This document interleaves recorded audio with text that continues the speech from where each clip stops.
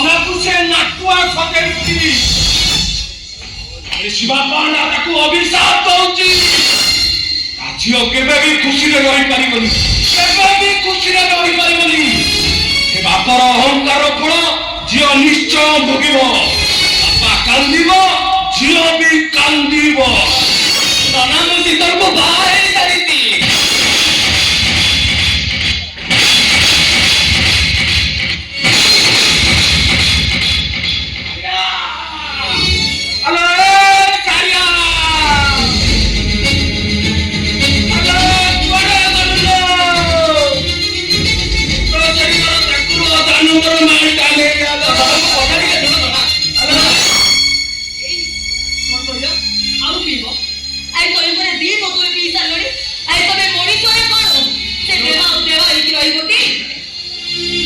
तू भी पी, तते भी निशा हवा दरकार। निशा नहले कौन विष पी पारिबू? मुंडा पूरा खराब हो जाइछि ना कोन? अरे ए सपोज ए कि तू किया छु तो नना कोन कथा बता कहछी सुनि पाछू ना नहीं? ए मोगाई विष पीबी, कोन भाई विष पीबी? पाठ सारा तुमको एते बुझेइली, घरे पहुंचला पर भी एते कोनी कहि मो कथा सुनि ना, सेही कथा को खाली मने पकई चले। ए सब ए बाबा तू जमा मने दुख कर शीतल ठार और कुछ फल्ले छियाटा हमें तो पाई जोगाड़ कर दो। अरे तो टोका से शीतल को बाहर साइचे। और शीतल मानो तामने तू मते बुझिबा के चेष्टा कर, विश्वास कर मते परिस्थिति सेमिति हे गला। अरे की परिस्थिति कथा कहउछु? हां की परिस्थिति कथा कहउछु? से झियोर बापाटा मते असम्मानित कला, तो ऊपर को हाथ उठेला। ताठार अधिक परिस्थिति कोन हे गला जे ओंकार बापार झियोटा को मो पाख को ले आइलो। शीतल को बाहर साइज ए सीधा सीधा कहउची से झियो को मो घर फेरै दे। हां ताको घर बाहर करते से जीव कुआडे से कथा मु जानिनी। हे सब तू से झियो को बाहर हेलु काई की? हां कोन मई को बाहर हेलु? अरे ताको बाहर हेलु नी जे तो बापा मां दीटा को आत्महत्या करबा को बाध्य करले। ए तमे उठे जो काई चलो इने बिस्तर में ऐसे माटी दे दियो, वो भी मरी जीवा को चाहे सेमिति कोन नी नको। हे बहु हालो मु बरा तोरी को शास्त्र करे कि को पुत्र हे पारे किंतु मां केबे माता हे पारे ना। बहु शीतल भारी भलो छियो, मु ताको बाली जमारे भूल करनी। तालई दिने से ता बापर राजप्रसाद घर को छाड़ी हाउ एने तळे सारंग को छाड़ी से कोन सते पड़ी आस्तांता। ओ सत्य कथा तो ये कथा तो जमा मुंडे पसी रतिला। ए मु कोन कहूची कहला तमे सब को जमा भूल बुझली से जहाँ कोई ठीक करूची। हां हां हां से ठीक कहूची ना, उल्टा तार नुओ, उल्टा होची तोर। मते लागुची तू आउ का सो पाप संपर्क रखी एइटा को जन्म देइचो। अन्य रक्त बे अन्य रक्त कि तू मो बुआ हे जातू आने तू से जो पाई देई अछि तो तोला मु सीता को पाई जाई ना सीता भारी भलो कौन देना ना मो फास करू तू। ए सुन घर भलो खाउची झियो को जों ठाणी छु सही धीरे फेरै दे। आए सतरे से झियोटा ना कौन करो नो ये से सीता को घर बाहर कर दे तले से जीव कुआडे जीव से। ए बहु तू ठीक है ना पूजा ना कुछ के ए तब के सुबुची रे नहीं ओ रे तो हमें मते कहिला हां तमे जदी से झियोटा को ए घरे जागा न दो ताले ता बापा जो बोलिया लोक ताकू कोन से घरे आ जागा दो से झियोटा जीव कुआडे। हां लो सारिया तू भी बदली गलु। ओंकारी काम को केते अपमान देइची, हमको गळारे धक्का मारी बाहर कर देइची। तू भूली गली तू किछि मने नाही तोरा। मां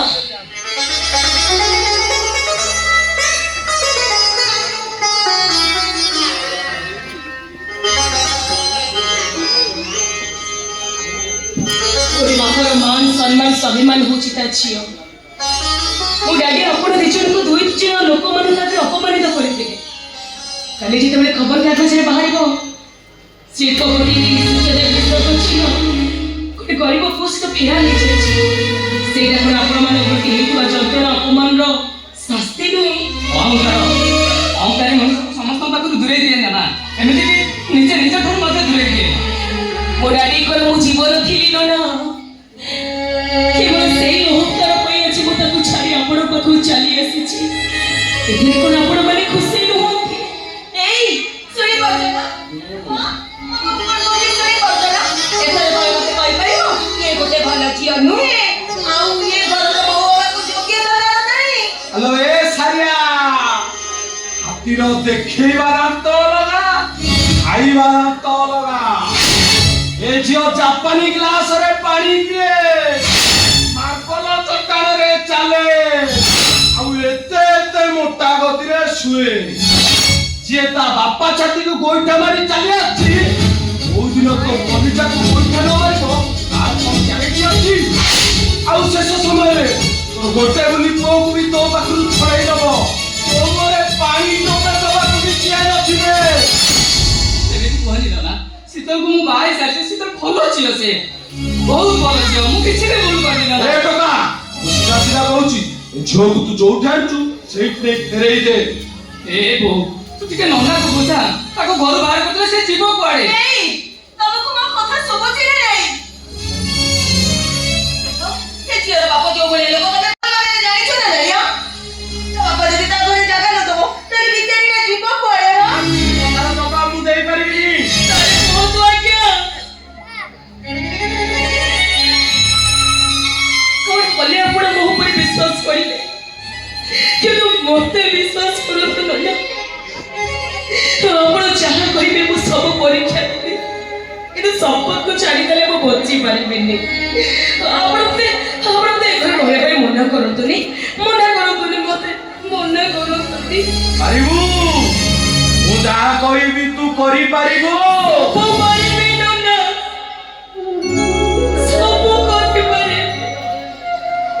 ଦରକାର ପଡ଼ିଲେ ମୁଁ ମୋ ପିଠିଟାକୁ ଦେଖେଇ ଦଉଛି। ମୋ ଡାଡିଙ୍କୁ ମାଗିଥିବ ସବୁ ରାଗ ଅଭିମାନକୁ ମତେ ମାରି ମାରି ସୁଝେଇ ଦିଅନ୍ତୁ, କିନ୍ତୁ ମତେ ଏଠି ରହିବାକୁ ମନା କରନ୍ତୁନି ନନା, ମତେ ଏଠି ରହିବାକୁ ମନା କରନ୍ତୁନି।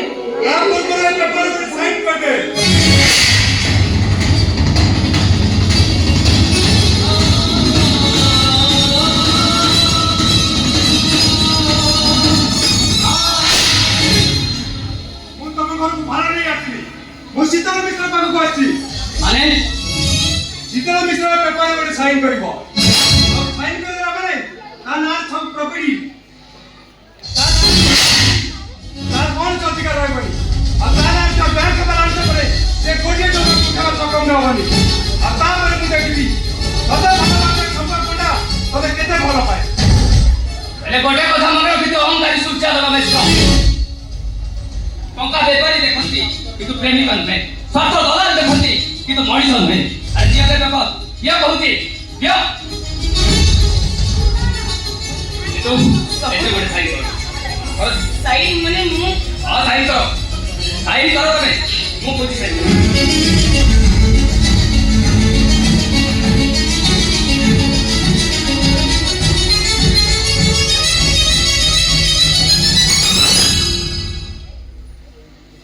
এই নিয়ে সূর্য মিশ্র, আরে ধরো পেপার। ওকে সূর্যদেব মিশ্র, তম ঝিওকু বি তম সাঙ্গরে নেই যাও। नहीं डैडी, आप मुझे सीधा पहुंचने चले जाओ, चले जाओ तो नहीं, चले जाओ तो।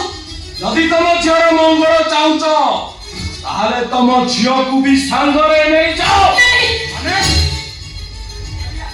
এই তুমি তাକୁ ନେଇକି ସାଙ୍ଗରେ ଆସି ନଥିଲ, ବରଂ ମୋ ପୁଅ ତାକୁ ନେଇକି ଆସିଥିଲା ସାଙ୍ଗରେ। হ্যালো এ, এইটা ମୋ ଘର, ସେ এই ঘরে ରହିପାରିବନି, এইটা ହଉଛି ମୋର ଶେଷ ନିଷ୍ପତ୍ତି। ତମେ କଣ କଲେ ତମ ମନ ବୁଝିବ କହୁନ? ପାରିବ, ଦେଇପାରିବ ମତେ? କହୁନାହାନ୍ତି ଆଜ୍ଞା।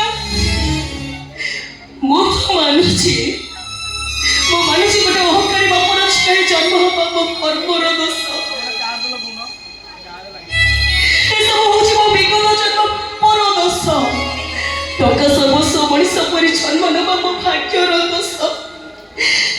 ମତେ କିନ୍ତୁ ଏଇ ଘରୁ ବାହାର କରିଦିଅନ୍ତନି ନନା। କଣ କଲେ ଆପଣଙ୍କ ମନ ଶାନ୍ତ ହବ? କଣ କଲେ ମୁଁ ଏଇ ଘରର ବହୁର ସ୍ଥାନ ପାଇବି? 10 କି 50 ନୁହଁ, ତୋ ପାତର ଜୋତାରେ ତୁ ତୋ ବାପାକୁ 2 ପାହାର ମାରି ପାରିବ।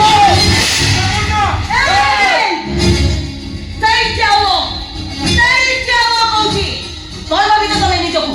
କଣ ଭାବିଛ? ଇନ୍ଦ୍ର ନା ମହାରାଜା? ତମେ ଏଠି ମହାରାଜା, ଆମେ ସମସ୍ତେ ଏଠି ଜଣେ ଜଣେ ପ୍ରଜା। ତମେ ଯୋଉଠି ନାହିଁ ସେଇଠି ତମେ ମାଟି ଆସିବ। ପୁରା ଖବରଦାର କରିଦଉଛି। ସେଦିନ ଥିଲା ତମର ସେଇଟା ତମ ଘର। ସେଦିନ ତମେ ଚାକ ଲଗେଇ ଆମକୁ ଧକ୍କା ମାରି ବାହାର କଲ, ଆମକୁ ଚପଲେ ପିଟିଲ। ସେଦିନ ଆମେ ସେଠୁ ସବୁ ସହିକି ଚାଲି ଆସିଛୁ। ଏବେ କିନ୍ତୁ ସହିବାର ପ୍ରଶ୍ନ ଉଠିନି ବୋଉ। ଚାଲି ଯାଆନ୍ତୁ, ଠିଆ ହେଇଛନ୍ତି କଣ? ଚୁପଚାପ ଏଠି ଚାଲି ଯାଆନ୍ତୁ। ଯାଆନ୍ତୁ, ଯେତେ ଶୀଘ୍ର ପାରୁଛନ୍ତି ଚାଲି ଯାଆନ୍ତୁ ଆମ ଘରୁ, ଚାଲି ଯାଆନ୍ତୁ। ସିତୁ, ତମେ ତମ ଡାଡିଙ୍କୁ କହିଦିଅ, ସେ ଯେତେ ଶୀଘ୍ର ପାରିବେ ଘର ଛାଡ଼ି ଚାଲିଯିବେ। କହିଦିଅ ତାଙ୍କୁ। ସେଇଠି ଠିଆ ହୁଅନ୍ତୁ ଡାଡି।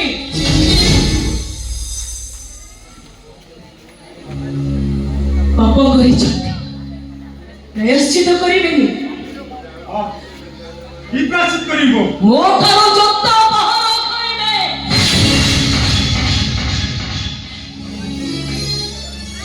ମୋ ଠାରୁ ଜୋତା ପାହାର ଖାଇବା ପାଇଁ ପ୍ରସ୍ତୁତ ହେଇଯାଆନ୍ତୁ ସୂର୍ଯ୍ୟଦେବ ମିଶ୍ର। ହେଇ ଦେଖ, ବୁଝିଲା ତ ମୋ ଦେହରେ ଜୋତାର ପାହାର।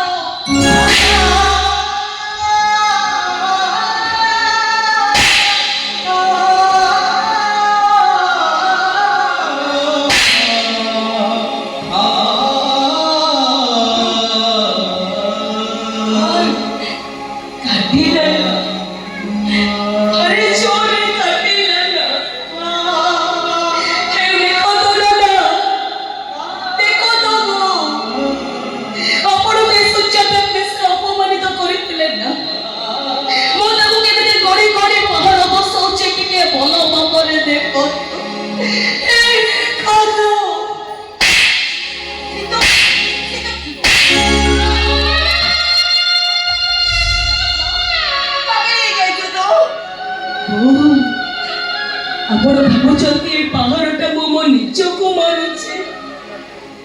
ନାଇଁ ବୋଉ, এই পাহারটা ମୁଁ ମୋ ଡାଡିକୁ ମାରୁଛି।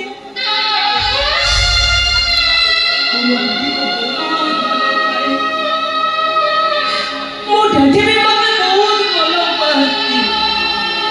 ଆଉ ସେଇଥିପାଇଁ ମୋ ଡାଡି ତାଙ୍କ ହାତରେ ଲେଖିଦେଲେ ୱାଚ୍ ଇଜ୍ ଟଟର।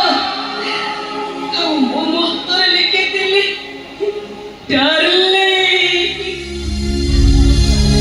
ହେଇ ଦେଖ ସମସ୍ତେ, ଏଇଟା କେବଳ ଗୋଟେ କାଟ ନୁହଁ, ଏଇଟା ମୋ ହାତରେ ଲେଖା ହେଇଥିବା କାଟ ନୁହେଁ। ଏଇଟା ହଉଛି ମୋ ଡାଡିଙ୍କ ପ୍ରତି ମୋ ନିବିଡ଼ ଭଲ ପାଇବା। ହେଇ ଦେଖ ତମକୁ ଡାଡି ଅସମ୍ମାନ କରୁଥିଲେ ନା? ଏଇ ପାହାରଟା ଆପଣଙ୍କୁ ମୋ ଡାଡି ଅସମ୍ମାନ କରୁଥିଲେ ନା? ଏଇ ପାହାରଟା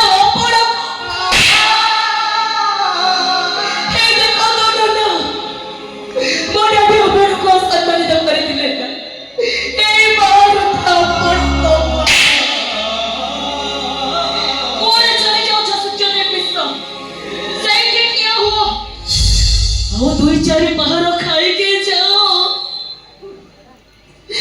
ଦେଖି ଯାଅ ଯୋଉ ଅହଙ୍କାରୀ ଚଢ଼େଇଟା ଗଛରେ ବସା ବୋଧେ, ସେ ଗଛର ପତ୍ର ଗୁଡା କେମିତି ତଳେ ଖସେଇ ପଡୁଛି ଟିକେ ଭଲ ଭାବରେ ଦେଖ।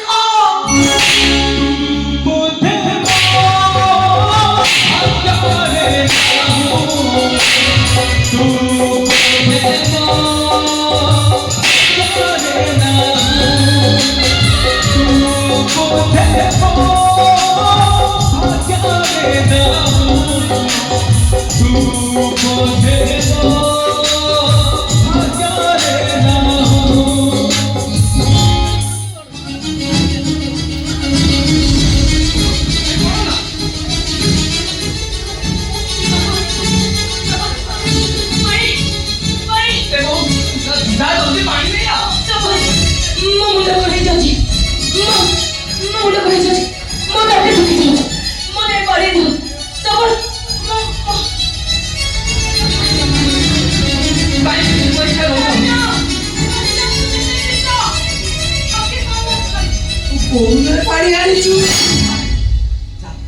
ଗ୍ଲାସରେ ପାଣି ପିଉଥିବା ଝିଅକୁ ତୁ 3 ଗ୍ଲାସରେ ପାଣି ଦଉଛୁ।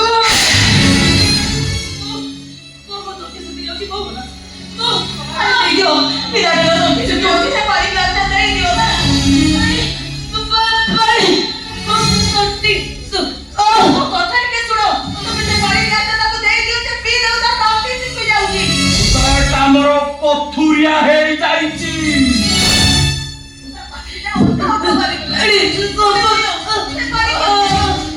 ମୋ ପାଟିଟା ବି ସେଦିନ ଅଠା ହେଇଯାଇଥିଲା।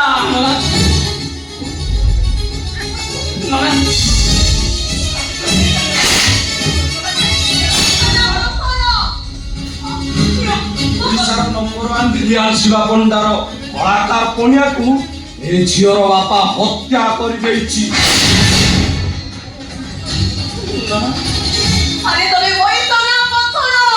ମଣିଷ ପଣିଆ ଦେଖଉଛୁ ହେଲେ ମୋ ପଥୁରିଆ ବିଧା ଖାଇନୁ।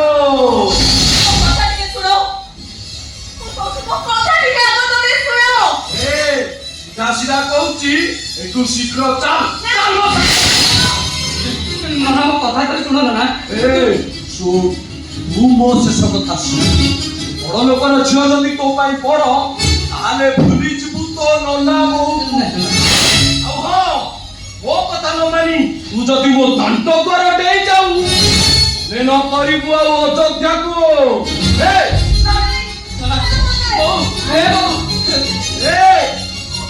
ତୋ ପୁଅ ରାସ୍ତାକୁ ଯାଉ ଆଜିଠାରୁ ଭାବି ନବୁ ସେ ବୋଧେ ଆମ ଭାଗ୍ୟରେ ନାହିଁ। ଏମିତି ପରୀକ୍ଷା